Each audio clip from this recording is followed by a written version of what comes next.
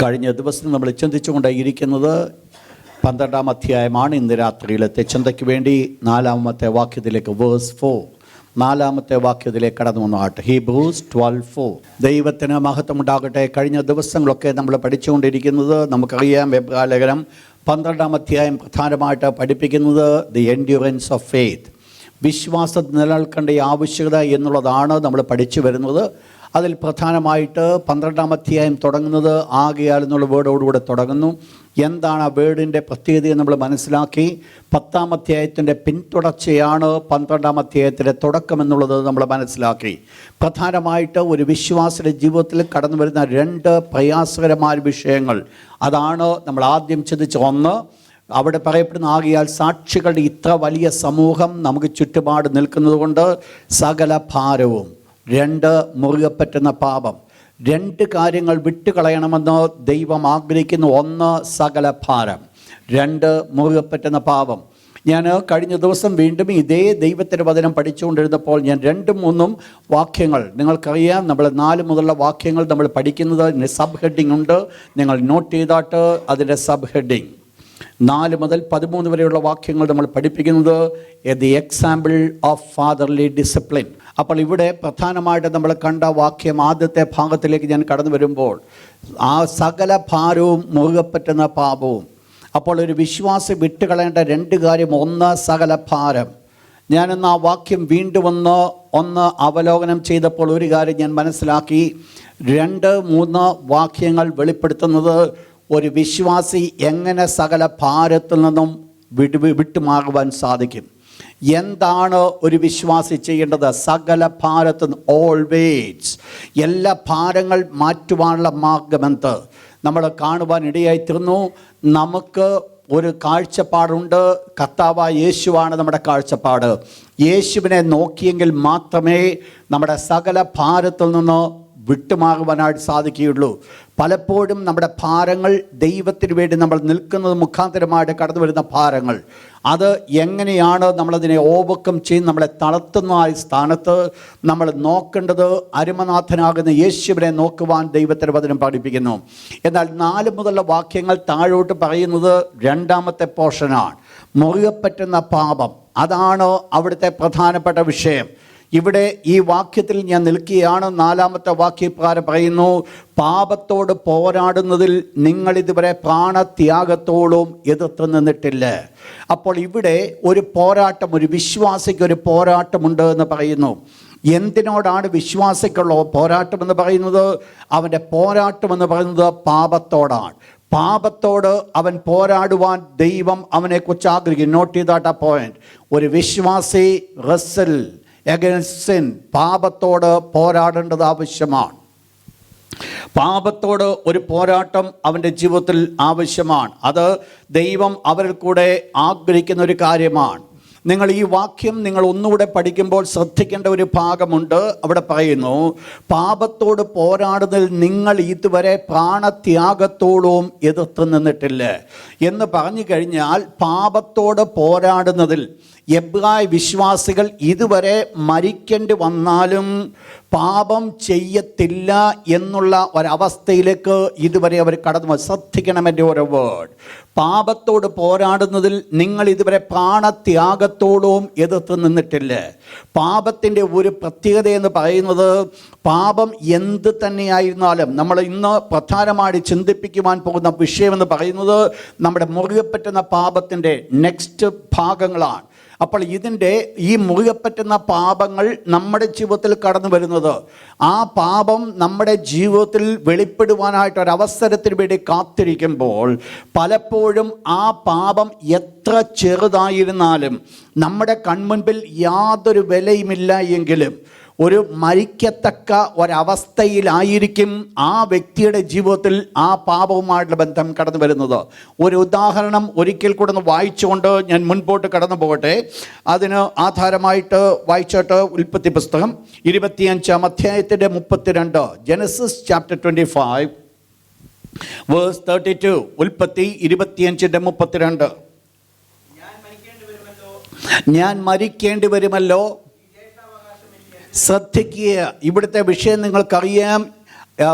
ഇവിടെ പറയപ്പെടുന്നത് ഏശാവിൻ്റെ വാക്കുകൾ. എന്താണ് വിഷയം? യാക്കോബ് ഒരു ചുവന്ന പായസം ഉണ്ടാക്കി. ആഫ്റ്റർ ഓൾ ഇറ്റ് ഈസ് അതൊരു പായസം മാത്രമാണ്, നത്തിങ് എൽസ്. അതിന് മറ്റ് യാതൊരു വിലയുമില്ല. എന്നാൽ തൻ്റെ ജീവിതത്തിൽ ആ പായസത്തോടൊരാഗ്രഹം വന്നപ്പോൾ താൻ മരിച്ചാലും വേണ്ടില്ല, ആ പായസം തനിക്ക് കുടിക്കണമെന്നുള്ള ആഗ്രഹം വന്നു. നിങ്ങൾ മനസ്സിലാക്കണം, പായസത്തിൻ്റെ വിലയല്ല അവിടെ പ്രാധാന്യമായിട്ടുണ്ടായിരുന്നത്. തൻ്റെ ഹൃദയത്തിൻ്റെ ഒരു ഡിസയർ, തൻ്റെ ഹൃദയത്തിൻ്റെ ഒരു ആഗ്രഹം. ഇതാണ് പലപ്പോഴും പാപം കൊണ്ടുവന്ന് ചെയ്യിക്കുവാനായിട്ട് പോകുന്നത്. ശ്രദ്ധിക്കണം ഇന്നത്തെ ക്ലാസ്. അപ്പോൾ പലപ്പോഴും പാപം ചെയ്യിക്കുന്നത് നമ്മുടെ ഉള്ളിൽ ഒരാഗ്രഹം കൊണ്ടുവരുന്നു. വാസ്തവത്തിൽ ഈ ചുവന്ന പായസം വെച്ച് അതിന് യാതൊരു വിലയുമില്ല എങ്കിലും, അതിന് ഒരു ലിമിറ്റഡ് വിലയുള്ളെങ്കിലും, അത് തൻ്റെ ജീവിതത്തിൽ കിട്ടാതെ വന്നപ്പോൾ തൻ്റെ ജീവിതത്തിൽ താൻ ആഗ്രഹിച്ചത് മരിക്കേണ്ടി വരുമല്ലോ, മരിക്കുന്നൊരവസ്ഥയിലേക്ക് താൻ മാറ്റപ്പെടുകയാണ്. തൻ്റെ മുൻപിൽ ഒന്ന് വെച്ചു കൊടുത്തു കഴിഞ്ഞാൽ, തൻ്റെ മരണം വെച്ചിട്ട് ഈ പായസം വെച്ചു കൊടുത്തു കഴിഞ്ഞാൽ ഏശാവ് ആഗ്രഹിക്കുന്നത് ഈ മരണം താൻ ഏറ്റെടുത്താലും വേണ്ടില്ല, ഈ പായസമാണ് തനിക്ക് ആവശ്യമായിരിക്കുന്നത്. നിങ്ങൾ മനസ്സിലാക്കണം, അത്രത്തോളം ആ ഏശാവിൻ്റെ ഉള്ളത്തെ ഈ ആഗ്രഹങ്ങൾ പിടിച്ചു പറ്റിയതായിട്ട് നമ്മൾ കാണുവാൻ സാധിക്കുന്നു. ഇവിടെ ദൈവത്തിൻ്റെ ദാസനെ പ്രകാരം പറയുന്നുണ്ട്, പാപത്തോട് പോരാടുന്നതിൽ നിങ്ങൾ ഇതുവരെ പ്രാണത്യാഗത്തോളവും എതിർത്ത് നിന്നിട്ടില്ല എന്ന് പറഞ്ഞാൽ, ഇതുവരെ പാപം ഞാൻ മരിച്ചാലും വീട്ടില്ല, പാപം ചെയ്യത്തില്ല എന്നുള്ളൊരവസ്ഥയിലേക്ക് ഇതുവരെ നിങ്ങൾ കടന്നു വന്നിട്ടില്ല എന്നുള്ളതാണ് ഇൻഡയറക്റ്റ് ആയിട്ട് ദൈവദാസൻ കൊണ്ടുവെക്കുവാൻ ആഗ്രഹിച്ചത്. ശ്രദ്ധിക്കണം, ഞാൻ പറഞ്ഞ വേർഡ്, ഞാൻ മരിച്ചാലും വേണ്ടില്ല, പാപം ചെയ്യത്തില്ല എന്നുള്ളൊരു കൺസെപ്റ്റിലേക്ക് എബ്രായ വിശ്വാസികൾ കടന്നു വന്നിട്ടില്ല എന്നുള്ളതാണ് ഇൻഡയറക്റ്റ് വേയിൽ താൻ ഇവിടെ പ്രസന്റ് ചെയ്യുവാനായിട്ട് ആഗ്രഹിച്ച വിഷയങ്ങൾ. നിങ്ങൾ മനസ്സിലാക്കണം, ഇവർ ആരായിരുന്നു? 10-ാം അധ്യായത്തിൻ്റെ 33-34 വാക്യത്തിലേക്കൊന്ന് കടന്നു. Chapter 10 verse 33 and 34. ഈ ജനം ആരായിരുന്നു? കഷ്ടങ്ങളാൽ വളരെ പോരാട്ടം കഴിച്ചവരായിരുന്നു.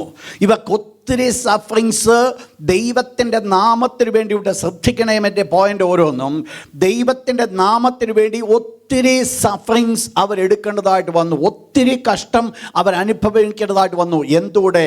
വേഴ്സ് 34. സമ്പത്തുകളുടെ അപഹാരം വരെ അവർ സന്തോഷത്തോടെ സഹിച്ചു. നിങ്ങൾ മനസ്സിലാക്കണം, ഇവരുടെ സ്പിരിച്വൽ ക്വാളിറ്റിയാണ് ഞാൻ ഇവിടെ പറഞ്ഞു വന്നത്.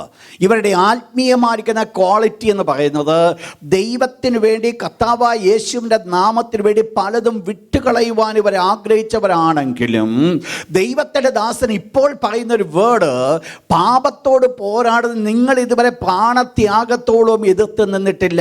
ഒരു സൈഡിൽ കർത്താവിന് വേണ്ടി പലതും ത്യജിക്കുവാൻ അവർ ഒരുക്കമുള്ളവരായിരിക്കുമ്പോൾ തന്നെ മറു സൈഡിൽ അവരുടെ ജീവിതത്തിൽ പാപങ്ങൾ കടന്നു വരുന്നതായിട്ട് കാണുന്നു. ശ്രദ്ധിക്കണം, നിങ്ങൾ പിടികിട്ടിയ പോയിന്റ്സ് മനസ്സിലാക്കിയോ? ഞാനിവിടെ പറഞ്ഞു വന്ന പോയിന്റ് ഇതാണ്. ദൈവത്തിന് വേണ്ടി, കർത്താവായ യേശുക്രിസ്തുവിൻ്റെ നാമത്തിന് വേണ്ടി, സുവിശേഷത്തിന് വേണ്ടി പലതും വിട്ടുകളയുവാൻ ആഗ്രഹിച്ച അതേ ജനത്തെയാണ് ദൈവത്തിൻ്റെ ദാസൻ നോക്കുമ്പോൾ ഇപ്രകാരം കാണുന്നത്. പാപം മരിക്കേണ്ടി വന്നാലും പാപം ചെയ്യത്തില്ല എന്നുള്ളൊരു സെറ്റപ്പിലേക്ക്, തീരുമാനത്തിലേക്ക് ഇതുവരെ ഇവരായിട്ടില്ല. രണ്ടും രണ്ട് കാര്യങ്ങളാണ്. ഒന്ന്, ദൈവത്തിന് വേണ്ടി വിട്ടുകളയുന്നു എന്നുള്ളത്, അത് ഒരു പക്ഷെങ്കിൽ പബ്ലിക്കലി വളരെ വാല്യുബിൾ ആയിരിക്കാം, പക്ഷെങ്കിൽ അതോടൊപ്പം തന്നെ വളരെ വിലയുള്ള ഒരു കാര്യമാണ് തൻ്റെ ജഡത്തിൻ്റെ ബലഹീനത എന്ന് പറയുന്നത്. വേറെ രീതിയിൽ ഞാൻ വ്യാഖ്യാനിച്ചാൽ മുറുകെ പറ്റുന്ന പാപമെന്ന് പറയുന്നത്. ആക്ച്വലി എന്താണ് ഇവിടെ ആവശ്യം? ഇവിടുത്തെ വിഷയം എന്നാണ്? ഇവിടെ ദൈവത്തിൻ്റെ ദാസൻ അവരോട് പറയുകയാണ്, നിങ്ങൾ ഇതുവരെ ആ ഒരവസ്ഥയിലേക്ക് കടന്നു വന്നിട്ടില്ല. ദൈവത്തിന് വേണ്ടി വാസ്തവത്തിൽ നമ്മൾ ചിന്തിച്ചു കഴിഞ്ഞാൽ ഇത് സത്യമാണ്. നമ്മുടെ എല്ലാവരുടെയും ജീവിതത്തിൽ നമ്മൾ നോക്കിയാൽ ദൈവത്തിന് വേണ്ടി നമ്മൾ പലതും വിട്ടുകളയുവാൻ നമുക്ക് മനസ്സുണ്ട്, വിട്ട് കളഞ്ഞിട്ടുണ്ട്. നമുക്ക് കിട്ടാവുന്ന ലാഭമാകുന്നതൊക്കെ നമുക്ക് വേണ്ടെന്ന് വെച്ച് ഛേദമെന്ന് എണ്ണിയിട്ടുണ്ട്. മറ്റ് പലതും നമ്മൾ വിട്ടുകളഞ്ഞിട്ടുണ്ട്. എന്നാൽ ചിലപ്പോഴെങ്കിലും നമ്മളിലായിരിക്കുന്ന പാപ സ്വഭാവം നമ്മളെ ഈ പാപ സ്വഭാവത്തിന് വേണ്ടി ഞാൻ മരിക്കേണ്ടി വന്നാലും പാപം ചെയ്യത്തില്ല എന്നുള്ളൊരു തീരുമാനത്തിലേക്ക് പലപ്പോഴും നമ്മളെ കൊണ്ടെത്തിച്ചിട്ടില്ല. ശ്രദ്ധിക്കണേ നിങ്ങൾ ഡീപ്പായിട്ട്. രണ്ടും രണ്ട് കാര്യങ്ങളാണ് വെളിപ്പെടുത്തുന്നത്. എന്തുകൊണ്ട് ആ ഒരു സിസ്റ്റത്തിലേക്ക് നമ്മൾ കടന്നു വരാത്ത അതിൻ്റെ പ്രധാനപ്പെട്ട കാരണമെന്ന് പറയുന്നത്, ഈ മുറുകെ പറ്റുന്ന പാപമെന്ന് പറയുന്നത്, അത് വിട്ടുകളയുക എന്ന് പറയുന്നത്, അതിന് നിങ്ങൾ കഴിഞ്ഞ മുമ്പിലത്തെ ക്ലാസ് ഞാൻ പറയുണ്ടായി, അത് പാപമായിട്ട് വെളിപ്പെടുന്ന സമയമെന്ന് പറയുന്നത് അവർക്ക് ഒരവസരം ലഭിക്കുമ്പോൾ, ഒരു ഓപ്പർച്യൂണിറ്റി ലഭിക്കുമ്പോൾ മാത്രമേ അത് വെളിപ്പെടുകയുള്ളൂ. അതുവരെ അവൻ വളരെ നല്ലവനായിരിക്കാം. പക്ഷെങ്കിൽ അതിനൊരു ഓപ്പർച്യൂണിറ്റി കിട്ടുമ്പോൾ ആ ഓപ്പർച്യൂണിറ്റിയിലാണ് തൻ്റെതായിരിക്കുന്ന ജഡത്തിൻ്റെ സ്വഭാവം വെളിപ്പെടുന്നത്. പലപ്പോഴും മനുഷ്യൻ മൃഗമായി തീരുന്നത് ആ ഒരു സന്ദർഭത്തിലാണ്. എന്താ ഇവിടുത്തെ വിഷയമെന്ന് നമ്മൾ ചിന്തിച്ചു വരുന്നത്, ഇവിടെ ദൈവത്തിൻ്റെ ദാസൻ ആഗ്രഹിക്കുന്ന ഒരു കാര്യമാണ്. നമ്മൾ എല്ലാവരും എന്ത് ചെയ്യണമെന്ന് ആഗ്രഹിക്കുന്നു? പാപത്തോട് ഒന്ന് പോരാടുവാൻ ദൈവം ആഗ്രഹിക്കുന്നു. ഞാൻ ഇതിൻ്റെ വെളിച്ചത്തിലാണ് ഞാൻ നിങ്ങളെ ഉൽപ്പത്തി പുസ്തകത്തിലേക്ക് കൊണ്ടുപോകാനായിട്ട് ആഗ്രഹിച്ചത്. ഉൽപ്പത്തി പുസ്തകത്തിലെ സംഭവം നിങ്ങൾക്കറിയാം. 4-ാം അധ്യായം. ദൈവത്തിൻ്റെ ആദമിനും ഹവ്വയ്ക്കും ജനിച്ചതായിരിക്കും 2 മക്കൾ. അവർ ദൈവത്തിന് മുൻപാകെ യാഗവുമായിട്ട് കടന്നു ചെല്ലുക. ഹാബേൽ യാഗം കഴിച്ചു, കയീനും യാഗം കഴിച്ചു. 2 പേരുടെയും യാഗത്തിൽ ഒരു യാഗം കൊണ്ട് ദൈവത്തിന് മുമ്പാകെ വെച്ചെങ്കിലും ഹാബേലിൻ്റെ യാഗത്തിൽ ദൈവം പ്രസാദിച്ചു, കയീൻ്റെ യാഗത്തിൽ ദൈവം പ്രസാദിച്ചില്ല. കയീൻ്റെ യാഗത്തിൽ ദൈവം പ്രസാദിക്കാതിരുന്നപ്പോൾ കഴിഞ്ഞ വെള്ളിയാഴ്ച പറഞ്ഞ പോലെ ഒരു ഓപ്പർച്യൂണിറ്റി, സെക്കൻഡ് ചാൻസ് കൊടുക്കുന്ന ദൈവം തന്നെ കയീൻ്റെ മുൻപാകെ വെളിപ്പെടുകയാണ്. എന്തുവാ കയീനോട് പറഞ്ഞത് നിങ്ങൾ ശ്രദ്ധിക്കണം. 4-ാം അധ്യായം അതിൻ്റെ 7-ാമത്തെ വാക്യം ഒന്ന് വായിച്ചാൽ, ചാപ്റ്റർ 4 വേഴ്സ് നമ്പർ 7. ഉൽപ്പത്തി, ജനസിസ് 4:7. Underline that verse. അത് വളരെ ഇമ്പോർട്ടൻ്റ് ആയിരിക്കുന്ന വാക്യമാണ്. നീ നന്മ ചെയ്യുന്നു എങ്കിൽ നിനക്ക് പ്രസാദമുണ്ടാകില്ലയോ? അപ്പോൾ ദൈവത്തിൻ്റെ പ്രസാദമുണ്ടാകണമെങ്കിൽ നിങ്ങൾ മനസ്സിലാക്കണം ഏതാ സബ്ജക്റ്റ്, ഇതിൻ്റെ പശ്ചാത്തലം എന്താ. 2 പേര് ഈ യാഗം കഴിക്കുവാൻ പോയി. ദൈവം ഹാബേലിൻ്റെ യാഗത്തിൽ പ്രസാദിച്ചു, കയീൻ്റെ യാഗത്തിൽ പ്രസാദിക്കാതിരുന്നപ്പോൾ കയീന് മനപ്രയാസമുണ്ടായി, കയീൻ്റെ മുഖം വാടി.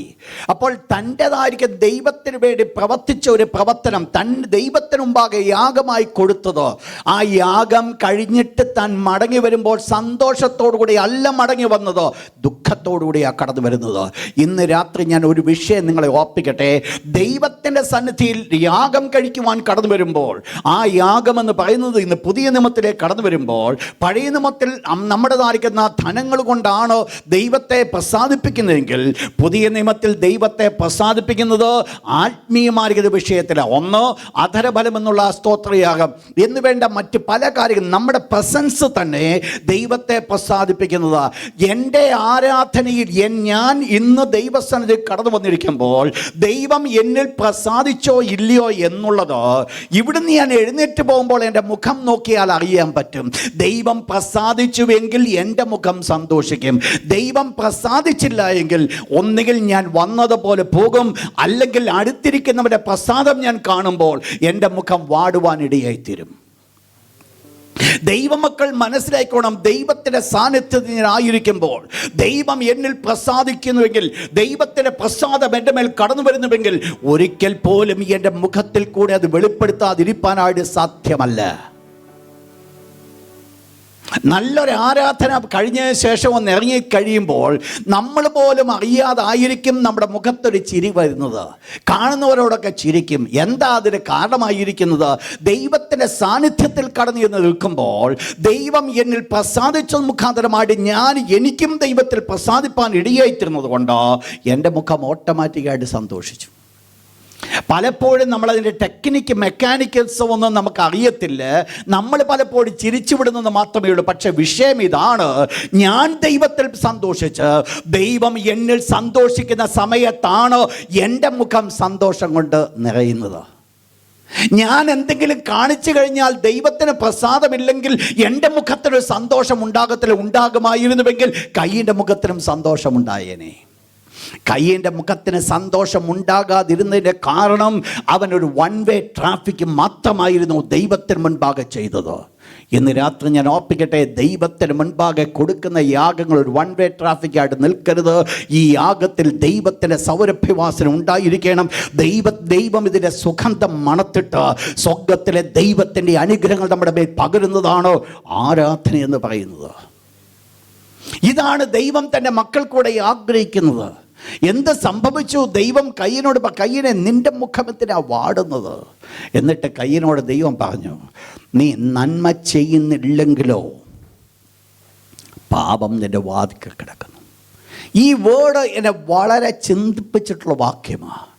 നിങ്ങൾ മനസ്സിലാക്കണം, വാസ്തവത്തിൽ കയ്യൻ്റെ യാഗം മുഴുവൻ തിന്മയാണ്. അത് തിന്മയാകാനുള്ള കാരണമെന്ന് പറയുന്നത് കയ്യൻ തിന്മയായതുകൊണ്ടാണ്.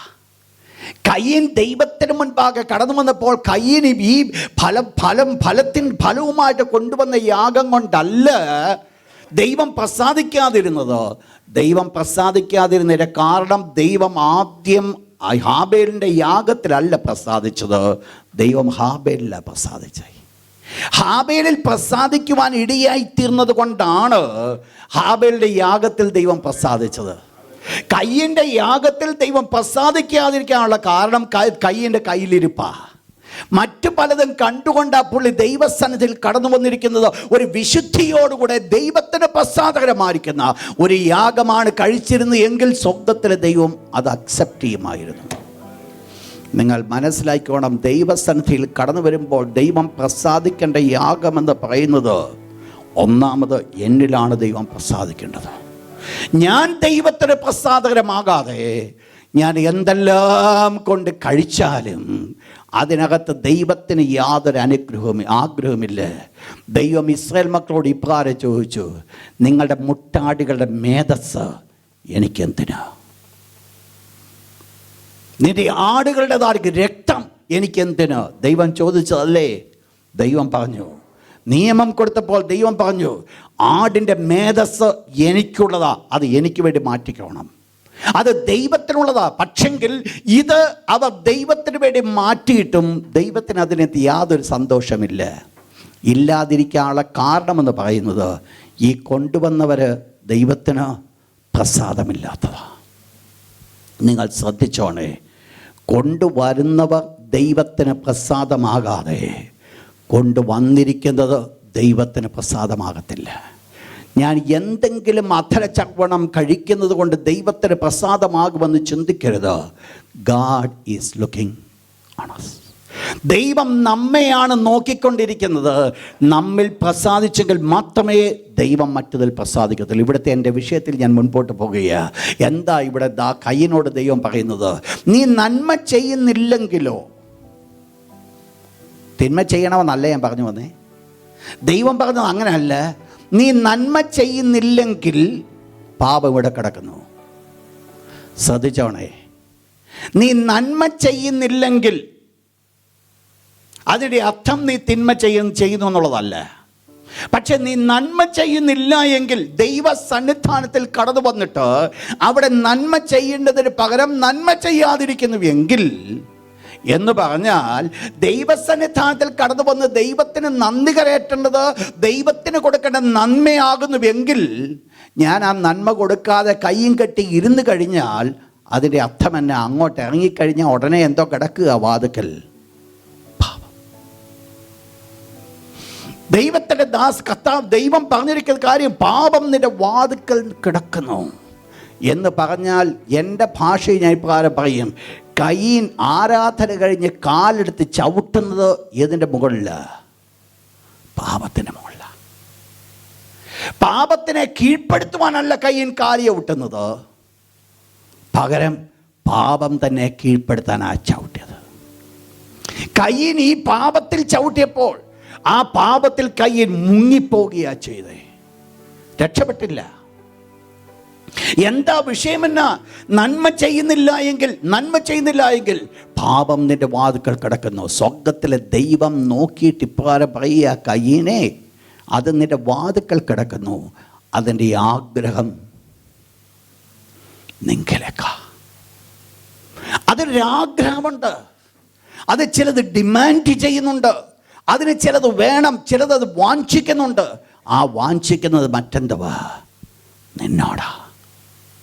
നിങ്ങൾ മനസ്സിലാക്കണം, ദൈവത്തെ പ്രസാദിപ്പിച്ചു കഴിഞ്ഞാൽ പാപം അടുക്കത്തില്ലെന്നാണോ? അടുക്കും. പണ്ട് പറഞ്ഞു തന്നിട്ടുണ്ട്, 40 ദിവസം ദൈവശക്തി പ്രാപിച്ച് ഉപവസിച്ച് കടന്നു വന്ന കർത്താവായ യേശുവിനെ ആദ്യം എതിരേറ്റത് മറ്റൊന്നുമായിരുന്നില്ല. ഏതായിരുന്നു? പാപം ചെയ്യാനുള്ള ആഗ്രഹമായിട്ട് ദുഷ്ടപിശാച്. അപ്പോൾ എത്രമാത്രം ആത്മീയ കൊടുമുടിയിൽ നിന്നാലും ഈ ഒരു അനുഭവം കടന്നു വരും. എന്നാൽ അത് ശ്രദ്ധിക്കേണ്ട ഒരു കാര്യമാണ്. എന്നാൽ മറുത്ത് ശ്രദ്ധിക്കേണ്ട മറ്റൊരു വിഷയമാണ്, ദൈവത്തെ പ്രസാദിപ്പിക്കാതിരിക്കുന്നു എങ്കിൽ പാപം നമ്മുടെ മുമ്പിൽ കിടക്കുക. ദൈവത്തിൻ്റെ എന്നാൽ ഇതിനെന്ത് സംഭവിച്ചു? അതിൻ്റെ ആഗ്രഹം നിങ്ങളിലേക്കാകുന്നു. നിങ്ങൾ മനസ്സിലാക്കുക, ഇത്രയുമൊക്കെ നല്ല വചനം സ്വർഗത്തിലെ ദൈവം തന്നെ നേരിട്ട് വന്ന് കയ്യനോട് പറഞ്ഞിട്ടും കയ്യൻ എന്തോ ചെയ്തു?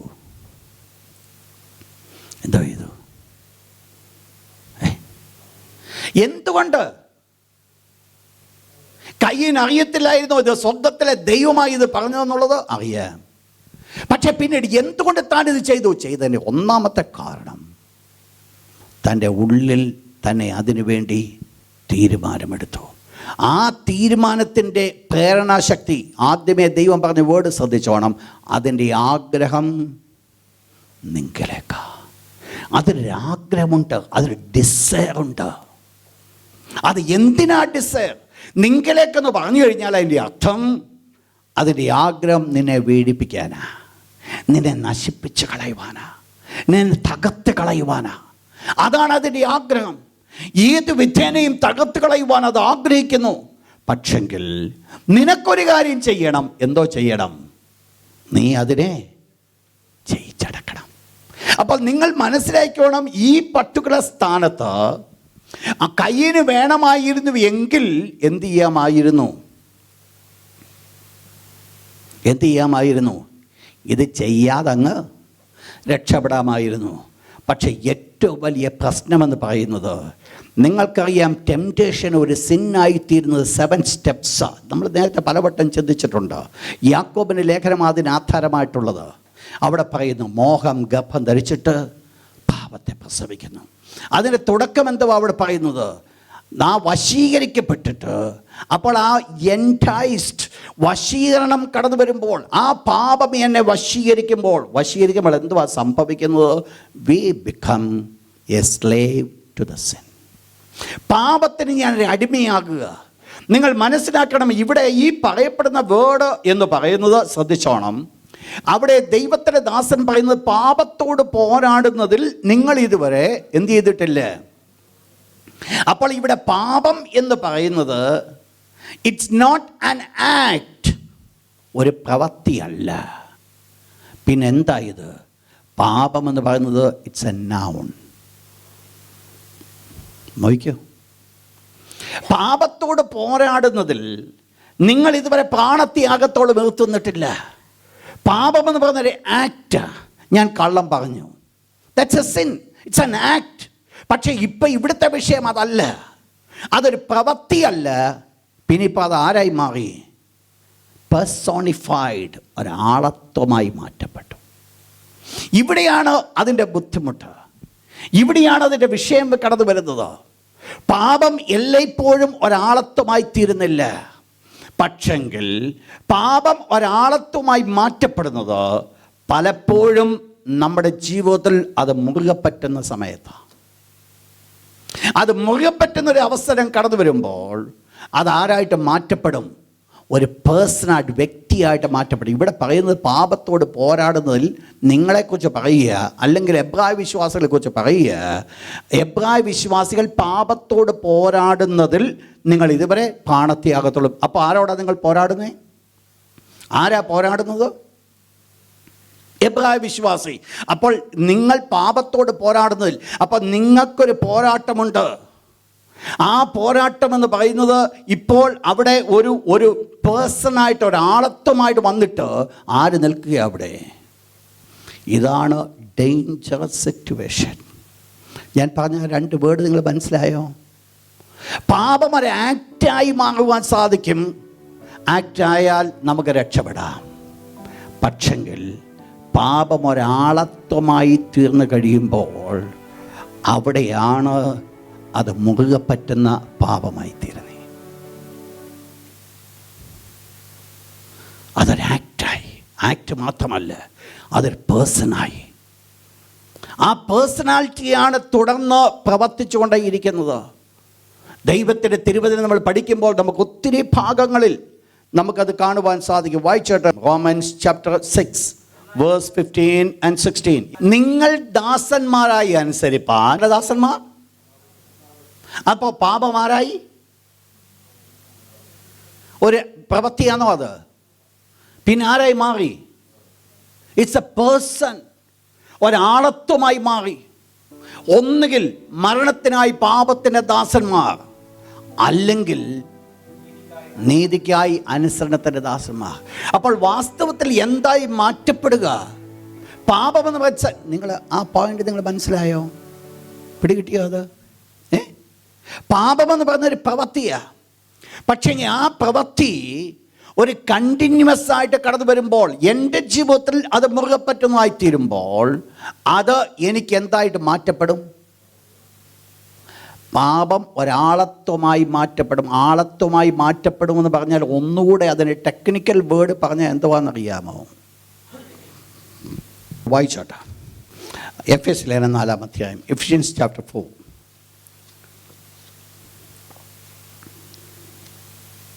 അതിൽ 25 മുതൽ 27 വരെയുള്ള വാക്യങ്ങൾ ഒന്ന് വായിച്ചാൽ ശാന്തമായിട്ട് നിർത്തി. കോപിച്ചാൽ പാപം ചെയ്യാതിരിപ്പാൻ നോക്കുവേൻ. നെക്സ്റ്റ് വേർഡ് എന്താ അതിൻ്റെ അർത്ഥം? എന്താ അതിൻ്റെ അർത്ഥം? കോപിച്ചാൽ, കോപിക്ക് നല്ലതാ, പക്ഷെങ്കിൽ എന്തുണ്ടാകരുത്? പാപം ഉണ്ടാകരുത്. നമ്മൾ ശ്രദ്ധിച്ചോണം, നമ്മൾ കോപിച്ചാൽ 100% ഉറപ്പാണ് ഏതുണ്ട്? കർത്താവായ യേശു ക്രിസ്തു കോപിച്ച് പാപം ചെയ്തില്ല.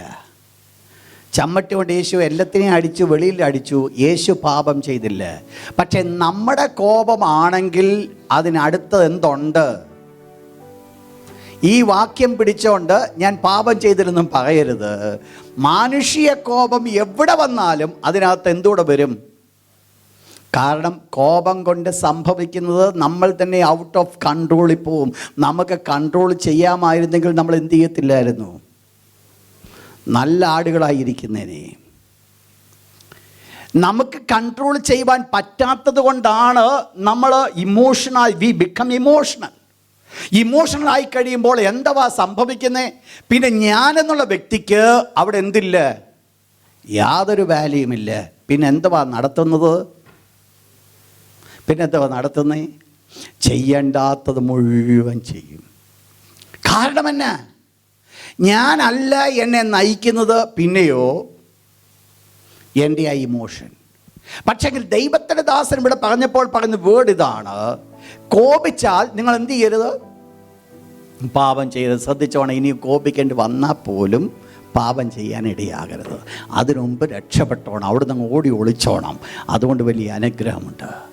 കോപിച്ചാൽ പാപം ചെയ്യാതിരിക്കാൻ നോക്കുവേൻ. എന്നിട്ട് പറയുന്നത്, സൂര്യൻ അസ്തമിക്കുമ്പോഴും നിങ്ങളുടെ കോപം വെച്ചുകൊണ്ടിരിക്കരുത്. അടുത്ത വേർഡ് എന്ന് പറഞ്ഞാൽ, സൂര്യൻ അസ്തമിക്കുമ്പോഴും എൻ്റെ കോപം ഞാൻ വെച്ചുകൊണ്ട് പോയാൽ ഞാൻ ആർക്ക് കൊടുത്തു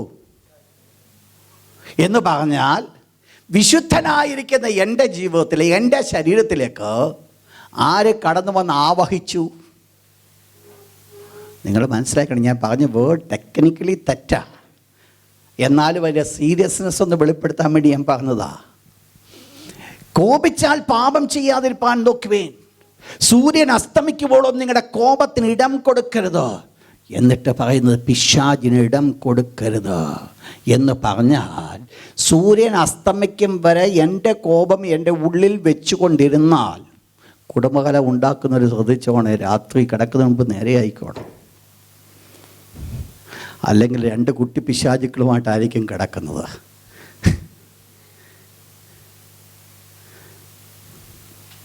എന്ത് സംഭവിക്കുന്നു എന്ന് നിങ്ങൾ മനസ്സിലാക്കണം. പിശാച് തങ്ങളുടെ ശരീരത്തിന് അവകാശം പ്രാപിക്കുന്നു എന്ന് പറഞ്ഞാൽ, ആ കോപത്തിൻ്റെ പിശാച്, നിങ്ങൾക്കറിയാം, ജഡത്തിൻ്റെ സകല സ്വഭാവങ്ങൾക്കും വെളിപ്പെടുത്തുന്ന ആരുണ്ട്? അതിന് പ്രവർത്തിക്കുന്ന അശുദ്ധാത്മാക്കളുണ്ട്. ദൈവത്തിൻ്റെ സന്നിധിയിൽ ഒരു വ്യക്തി ചെന്നപ്പോൾ ആ വ്യക്തി ദൈവത്തിൻ്റെ അടുക്കൽ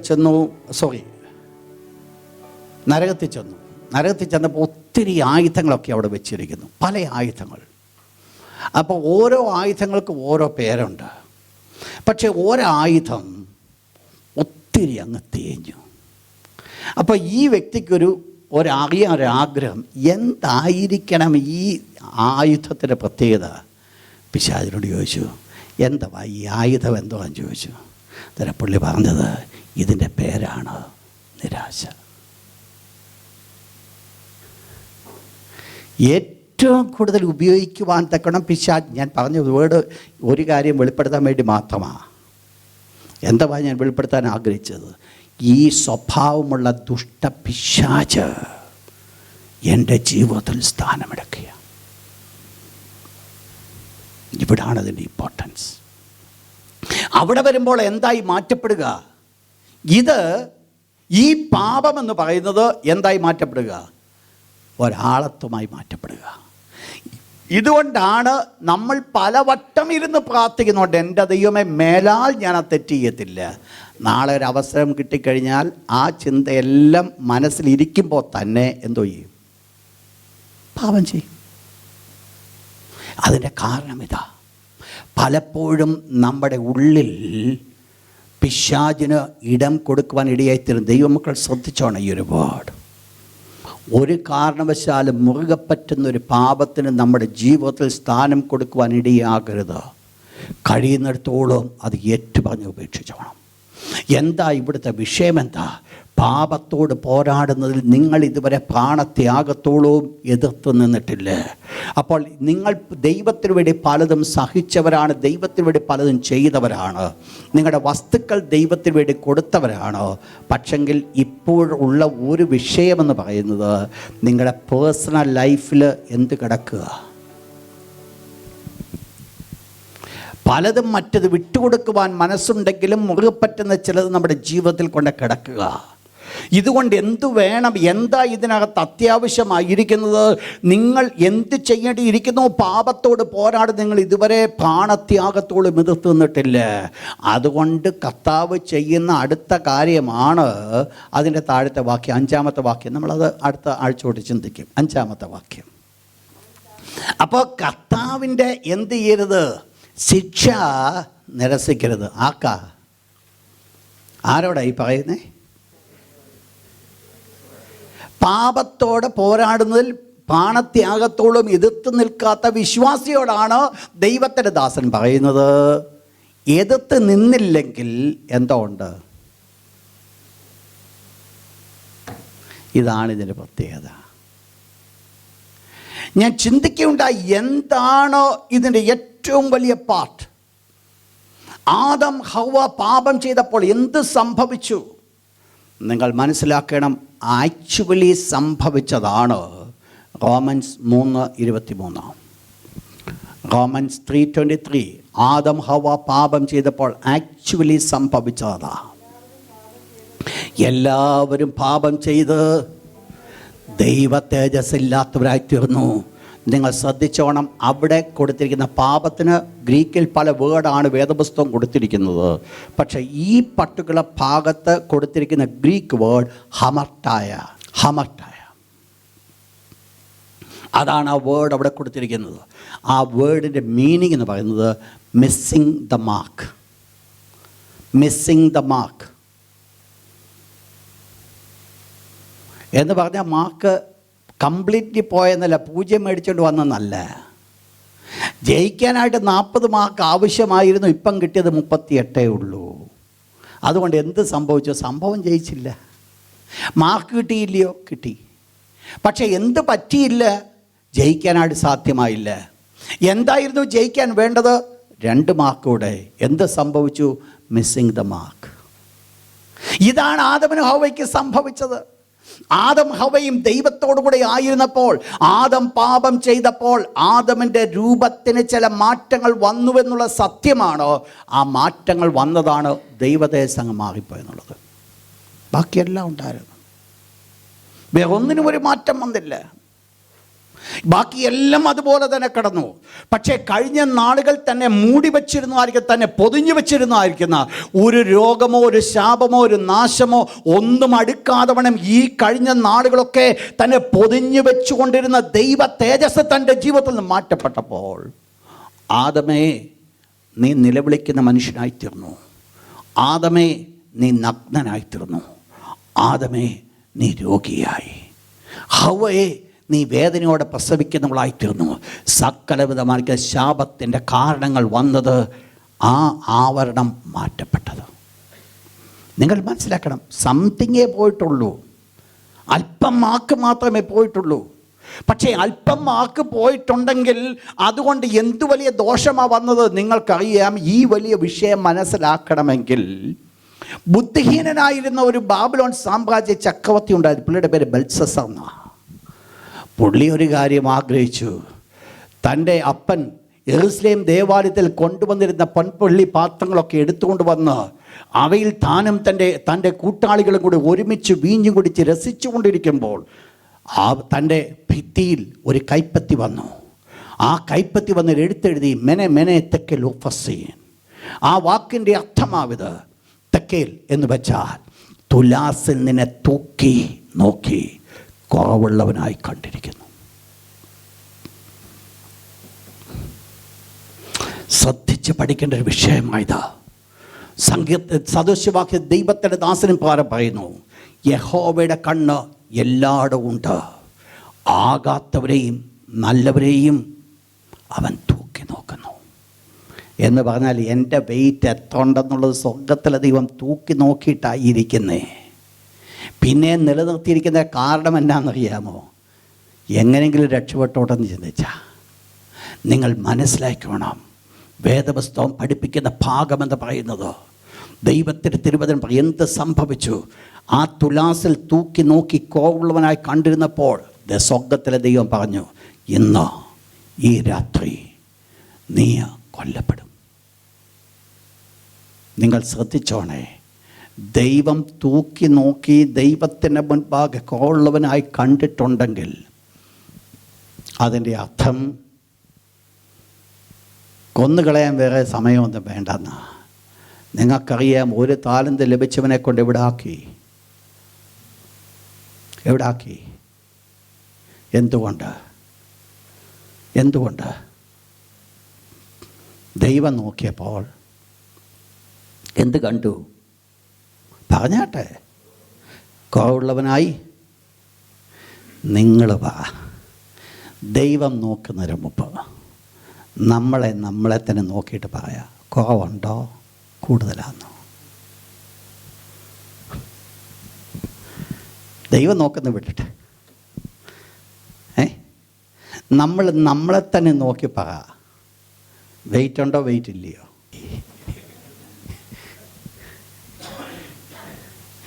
നമുക്ക് വെയിറ്റ് ഇല്ല എന്ന് തോന്നിയ സ്വർഗത്തിലെ ദൈവത്തിന് മുമ്പിൽ നമ്മളെന്തുവാ? ഒരു ദൈവ പൈതൽ, ദൈവദാസൻ, ദൈവദാസി പറയേണ്ട ഒരു വേർഡ് ഇതാ, ഞാനാകുന്നു. പൗലോസ് അപ്പോസ്തലൻ പറയുന്നു, എന്നോടുള്ള അവൻ്റെ കൃപ വ്യർത്ഥമായതുമില്ല. ഞാനാകുന്നത് ദൈവകൃപയാലാകുന്നു. ഒന്ന് പറയുവാൻ സാധിക്കുമെങ്കിൽ പൗലോസിനോട് പറഞ്ഞു. പൗലോസ് എന്തിനായി പറഞ്ഞറിയാമോ? പൗലോസ് പറഞ്ഞു, ഞാൻ ഒരു അപ്പോസ്തലനാണ്. അപ്പോസ്തലൻ്റെ യോഗ്യത എൻ്റെ ജീവിതത്തിലുണ്ട്. അപ്പോസ്തലൻ്റെ ക്വാളിറ്റി, ആ പ്രവർത്തനമായി എന്നിൽ കൂടെ വെളിപ്പെടുന്നത് എനിക്ക് യാതൊരു സംശയവുമില്ല. പ്രിയപ്പെട്ടവരെ, മറന്നു കളയരുത്. എനിക്ക് നിങ്ങൾക്ക് പൂർണ്ണമായിരിക്കുന്ന ബോധ്യമുണ്ടായിരിക്കണം. സ്വർഗത്തിലെ ദൈവം കാണുവാൻ ആഗ്രഹിക്കുന്ന വെയിറ്റ് എന്നിലും നിങ്ങളും ഉണ്ടാകേണ്ടത് വളരെ ആവശ്യമാണ്. എന്താ ഇവിടെ സംഭവിച്ചത്? എന്താ ഇവിടുത്തെ മാറ്റം? പാപത്തോട് പോരാടുന്നതിൽ നിങ്ങൾ ഇതുവരെ പ്രാണത്യാഗത്തോട് എതിർത്തുന്നിട്ടില്ല. അപ്പോൾ പ്രാണനെ ത്യജിക്കത്തക്ക ഒരവസ്ഥയിലേക്ക് അവർ കടന്നു വരുന്നതിന് മുമ്പായിട്ട് പാപം അവർ ചെയ്യുവാനായിട്ട് അവർ പ്രേരിപ്പിക്കപ്പെടുകയാണ്. അതാണ് സാധാരണ സംഭവിച്ചത്. അപ്പോൾ എന്ത് വേണം? ഇതുകൊണ്ട് എന്ത് സംഭവിക്കുന്നു? സ്വർഗത്തിലെ ദൈവം പറയുന്നു, കർത്താവിൻ്റെ ശിക്ഷ നീ എന്ത് ചെയ്യരുത്. അപ്പോൾ ഈ കുറവുണ്ടെങ്കിൽ എന്തോ കൂടെ വെളിപ്പെടും. വല്ല അടിയൊക്കെ കിട്ടുന്നുണ്ടെങ്കിൽ മനസ്സിലായിക്കോണം എന്തോ ഉണ്ട്. കുറവ് മാത്രമല്ല, നമ്മൾ ഈ കുറവെന്ന് ചിന്തിച്ച് കഴിയുമ്പോൾ നമ്മൾ ചിന്തിക്കുന്നത് എന്നാണെന്നറിയാമോ? ഞാൻ ഒന്നും ചെയ്യുന്നില്ലെന്ന്. അതല്ല എൻ്റെ അർത്ഥം. ദൈവം എന്നിൽ കൂടെ എക്സ്പെക്റ്റ് ചെയ്യുന്ന അവസ്ഥയിലേക്ക് ഞാൻ ഉയരാതിരിക്കുന്നു എങ്കിൽ ദൈവം എന്ത് ചെയ്യേണ്ടതായിട്ട് വരും? ദൈവത്തിൻ്റെ ദാസന് പ്രകാരം കർത്താവായ യേശു പ്രകാരം പറഞ്ഞു, എന്നിൽ കായ്ക്കാത്ത കൊമ്പൊക്കെയും മുറിച്ച് കളയുന്നു. കായ്ക്കുന്നതോ വേർഡ് കേൾക്കട്ടെ, അധികം കായ്ക്കേണ്ടതിന്. അപ്പോൾ ആരെയെങ്കിലും അടിച്ചിട്ടുണ്ടെങ്കിൽ നിങ്ങൾ ചിന്തിച്ചോണം അവർ ഭയങ്കര പാവികളായിട്ട് അടിച്ചെന്നും പറയരുത്. അല്ല, അധികം ഫലം കായ്ക്കേണ്ടതിന്, കഴിഞ്ഞ നാളുകളെക്കാൾ ഉപരിയായിട്ടൊരു ഫലം ദൈവം എക്സ്പെക്റ്റ് ചെയ്യുന്നു. പക്ഷെങ്കിൽ ഒരു കാര്യമുണ്ട്, കാരണം കൂടാതെ ഒരു കുരുകൽ പാറിപ്പോകത്തില്ല എങ്കിൽ എൻ്റെ ജീവിതത്തിലോ നിങ്ങളുടെ ജീവിതത്തിലോ ഒരു കാരണം കൂടാതെ ഒരു ദോഷം കടന്നു വരത്തില്ല. പക്ഷേ അതിനൊരു പർപ്പസ് ഉണ്ട്. ആ പർപ്പസ് നിൽക്കണമെങ്കിൽ എന്താ വേണ്ടത്? നമ്മളത് മനസ്സിലാക്കി പോകേണ്ടത് വളരെ ആവശ്യം. പിശാചിൻ്റെ തന്ത്രങ്ങളോട് എതിർത്ത് നിൽക്കുക. എഫെഷ്യൻസ് chapter 6 verse 11, 1 Peter chapter 5 verse 8 and 9. 2, പ്രാർത്ഥനയിൽ പോരാടുക. Strive in prayers. 31 verse 31.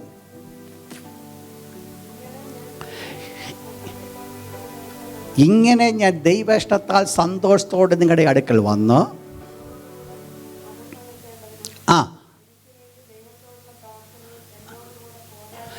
എന്നോടുകൂടെ പോരാടണം.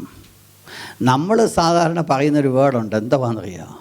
പാസ്റ്റർ, ഇങ്ങനൊരു പ്രശ്നമുണ്ട്, ഞങ്ങൾക്ക് വേണ്ടി ഒന്ന് നമ്മുടെ ഭാഷ പ്രാർത്ഥിക്കണം, പോരാടണം. ഞാനെന്തോ ചെയ്യും? ഞാനല്ല, എന്നോട് ഈ പറഞ്ഞ ആളെന്തോ ചെയ്യും? എന്തോ ചെയ്യുന്നേ? ജോലി മറ്റേ പുള്ളി ഏൽപ്പിച്ചേച്ച് നമ്മളെന്തോ ചെയ്യും? ഞാൻ അതിനാ വേർഡ് കൊണ്ടുവന്നേ. ഇത് വേറൊരു കാര്യമുണ്ട്, നിങ്ങൾ മനസ്സിലാക്കണം. പലപ്പോഴും പ്രാർത്ഥനകൾക്ക് ഉത്തരം കൊടുക്കാത്തതിൻ്റെ കാരണം അതാ. നമ്മൾ ചെയ്യത്തില്ല, മറ്റു പലരെയും ഏൽപ്പിക്കും. ഇത് ദൈവം പ്രാർത്ഥനയിൽ പോരാടുവിൻ. ഓക്കെ, മുൻപോട്ട് കടന്നു പോട്ടെ. 3, സ്ട്രൈവ് ഫോർ ഫെയ്ത്ത്. വിശ്വാസത്തിന് വേണ്ടി പോരാടുക. Philippians 1:27, Jude 3, strive with me for the gospel. Philippians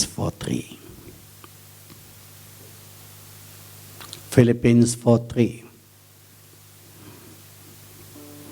Next, strive for affliction. കഷ്ടതയ്ക്ക് വേണ്ടി കഷ്ടതയിൽ പോരാടുവേൻ.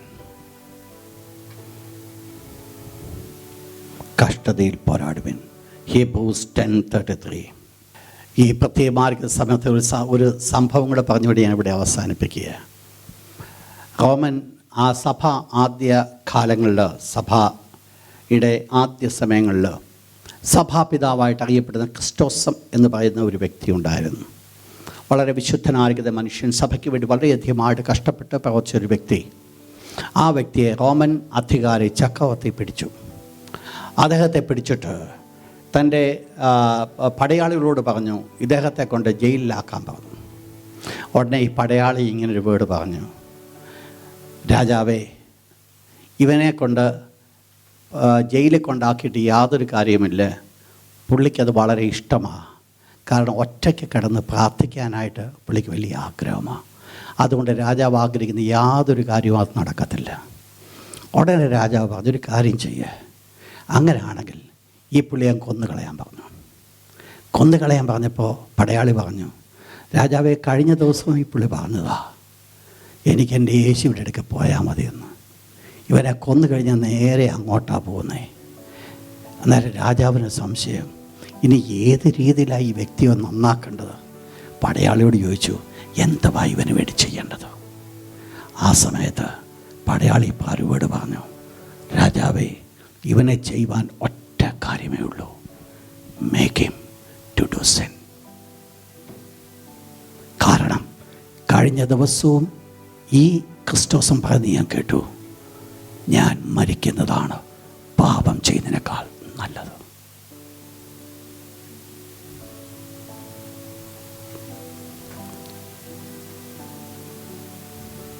ശ്രദ്ധയ്ക്ക് തൻ്റെ ജീവിതത്തിൻ്റെ തീരുമാനം അതായിരുന്നു. തന്നെ പിടിക്കുവാനായിട്ട് ആഗ്രഹിച്ചപ്പോൾ, ഏത് വിധേനയും ഒന്ന് അടിമപ്പെടുത്തുവാൻ ആഗ്രഹിച്ചപ്പോൾ, പടയാളികൾ കണ്ട ഒരൊറ്റ മാർഗം, make him to do sin.